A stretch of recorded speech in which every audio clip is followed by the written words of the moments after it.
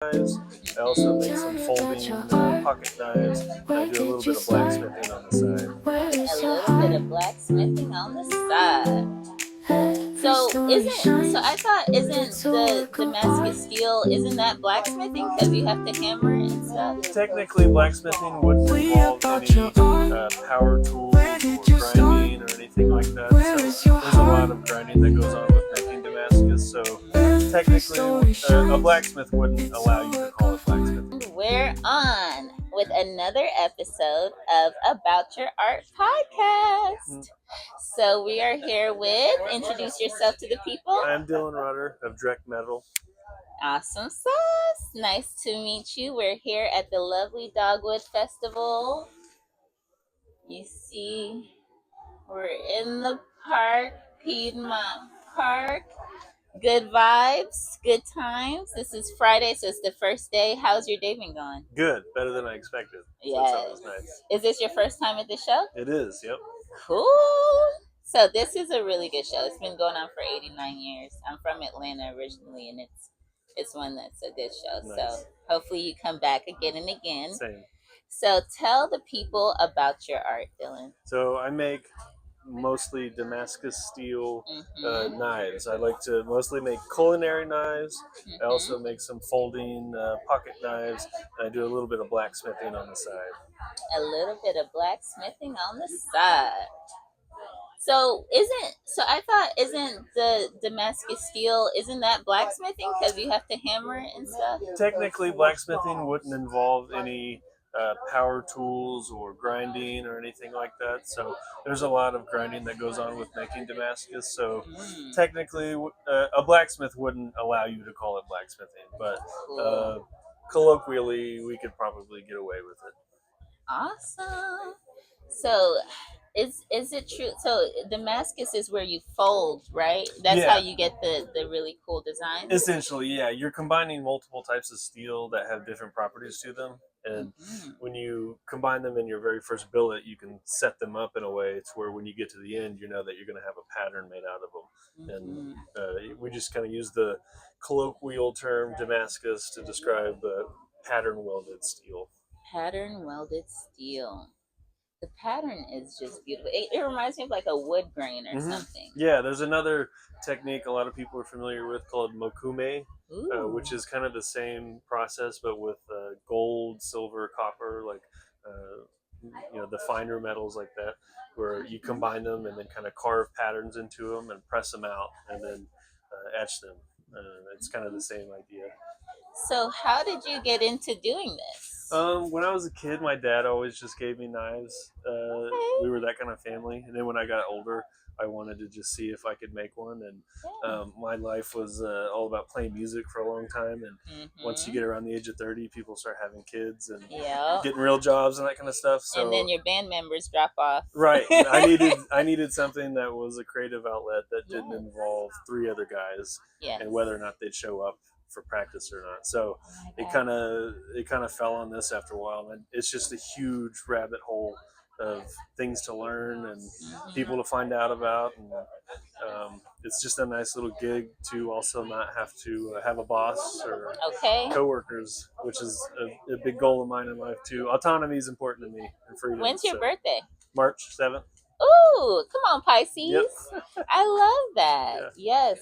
Pisces are so artistically inclined. Yeah. And it's true that y'all do well having your own freedom and not having a boss. Yeah. I'm into the zodiac heavy. Yeah. So don't mind me. I almost have to be like alone to be successful in anything. Otherwise I worry too much about like what other people are doing, what other people are thinking, and I don't focus on my work. If I'm alone, I can focus and not be nervous about everybody around me. So it just works for me.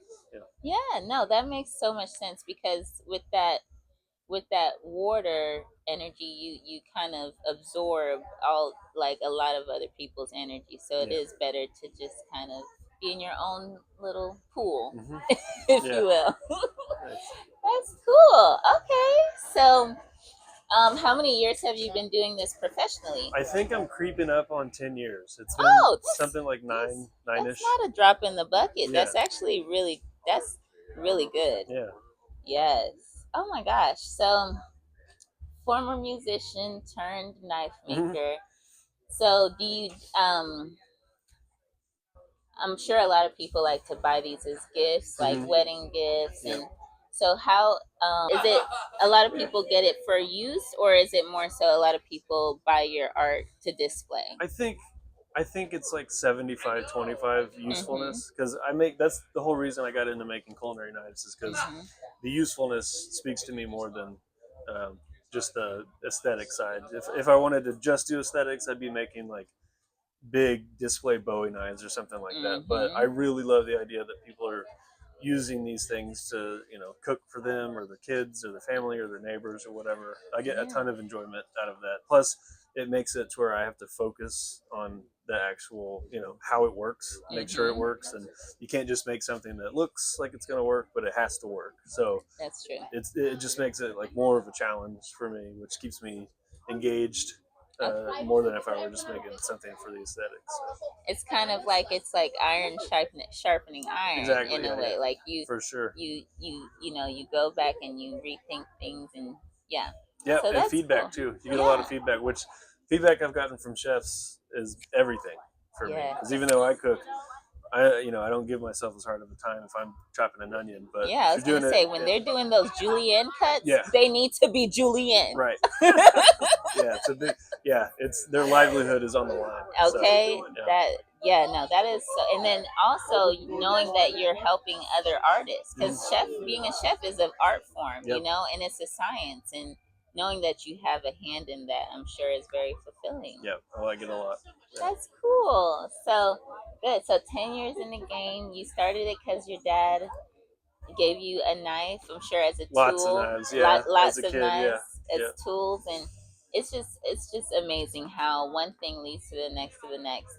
So when it comes to the handles, so did you have to study woodworking to get the handles down pat, or honestly, and I hope no woodworkers take offense to this, but the metal work is so much more difficult to do. By the time you get to the end, the woodworking is kind of, it almost came natural, because and also these types of knives that I like making are called integral bolsters. So the blade is forged out of the bolster, and the inside goes inside of the handle, so it's all one integrated piece. So because of that, it makes it to where you have to shape this in a way that not only looks good but feels good in your hand. And so it's just more of like you kind of just have to do it, so like you do it type of thing. So I don't know, I never really had to think much about it. It just comes naturally after forging the steel. Yeah, because I was gonna say you have to have an eye for design too, because the way that you like this wood is so intricate, and like the grain is just so beautiful, and it just ties in with the grain of the metal. Yeah, so that's awesome. Yeah, we use a lot of burls. Anytime you see a wood like that looks almost psychedelic looking, it's usually a burl off of some sort of tree. Cool. And the burls are the knots, right? The knots in the tree, it's almost like kind of cancer. Like it's like those big, like cancerous looking on the side of trees. Yeah. Okay, I can see it. I'm envisioning it. That is so cool. Okay, so I gotta stop saying that's so cool so much, but it's so cool. Well, because I just, it's amazing, all the different art forms that are here, and I'm guessing this is a burl. Right. This is actually cactus. It might. Someone gave this to me. It's a cholla cactus. Ooh. And they gave it to me thinking I'd make a handle material out of it, but I just it's too porous or something. It's super porous, but it's also just really cool to look at. And I needed something to make this table look nicer. So. And it does. I love the leather. It's really cool. Okay, so so what's a piece of advice that you would give to an up and coming knife maker, metal smither like yourself? Take classes, like learn on your own for sure when you start. Like do as much stuff on your own as you possibly can. But like you have to go to college for this? No, I mean I've been doing this 10 years and I still take classes from guys. Like I love taking classes for, obviously, because you're learning stuff, but this is a super small kind of niche community of people. So if you take a handful of classes, you're going to meet like most of the guys that do this and women. Yes. And Okay. I love meeting people and talking to people and learning from people.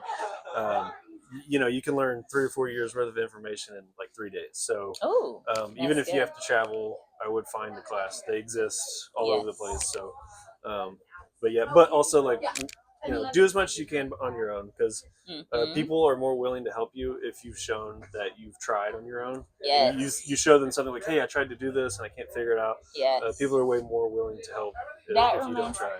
That reminds me of this saying, or I don't know if it's a saying, but it's essentially there's a story I heard where if somebody passed somebody on the highway and they're just like, they have a flat tire and they're like, like trying to get somebody to pull over and help them with the flat tire, more people will pass that person on the highway, but the person that's actually down there trying to actively fix their tire or something, and more people will get or no, it's to push. Yeah, push the car. Pushing the car. That's what it is. I think Chris Rock told that story. It was Chris Rock, wasn't it? Yeah. I knew it was somebody. Yeah. So, okay, cool. I'm glad I'm not. Yeah, whether it's true or not, it's a good analogy. And it is almost definitely. I'm sure that's happened a million times. So, and even with me starting this podcast, it's like, just by me starting it, it's like people like you're excited to be a part of it, and then now art shows are excited for me to be. So it's like, just by me starting it, it's like snowballing into so much more. You're bringing attention to everybody that needs attention brought to them. So it's awesome. Oh, this is exciting. So tell the people, how can they reach you to buy some of your knives? Yeah, I have a website, dreckmetal.com, DRECK. And then I have Instagram, which I'm pretty active on. Those are the main two. I have other social medias, but I really can't stand using most of them nowadays. It's really bad. Yeah, like, if I didn't have this thing, like if I didn't have these businesses, I would not. I wouldn't have a social media because it's so annoying. Yeah, they've ruined all the fun. It used to be fun to get on Instagram and see your friends or somebody that makes something that's good, and they've just made it into this.